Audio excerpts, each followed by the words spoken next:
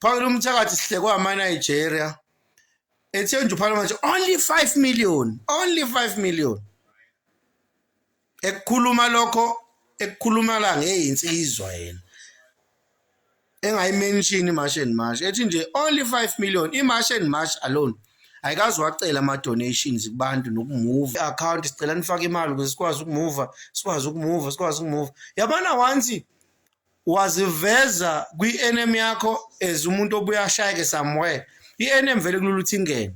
uzoyiphikisa kanjani imali ukuthi u3 million ovezwa uMancinza namhlanje ukuthi ngempela uParliament uthathile ngoba uParliament uthi ucela o10 rand kubantu ukuze alwe noRamaphosa the same Ramaphosa asehleli naye futhi esitulweni uzophikiswa ndlelani ngiyayibuzela nganza kwethu siyafisa nami ngiyafisa nami ukudefend u3 million ukuthi inhlabi lendoda ayothola but kanjani ngoba ufike wakuveza ukuthi amakhwerekhwere ashaya u10 million phansi athi akawubulawa kaNongoma. One of the videos uzwakala ekadevala amavalisa amasomali lamaningi ayebamba meeting nawo lapha bephuma ekhasini ethi ngizonibiza amadoda kune bootcamp engiranayo la ngizodinga uxhaso lokho ikhona ivideo kuma socials kusho yena umfowanda abandaba engishayela wena ama-own goal nje onke lento yenzela ama-own goal aqhamuka kuwena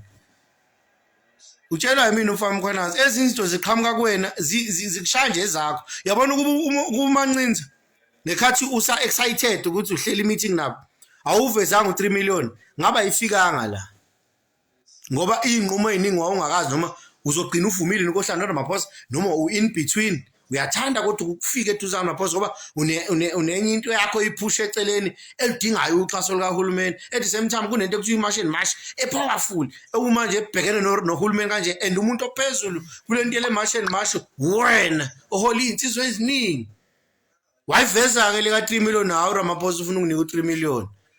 uma sekuvela ithomanyana idefendeka kanjani into nje siveza uMancinza lama evidence afunwa yelabantu abathi akuvezwa ama evidence athi uMancinza ngempela wena ukhakeliwe imali and hearsay kuloya mhlangano nezinsolo ezilandele emva kwaloya mhlangano ngibhlungu kakhulu ngoba umqondo wami uyanqaba ukwamkela ukuthi kungenzeka sebemcapturishile noma kungenzeka sebemthengile.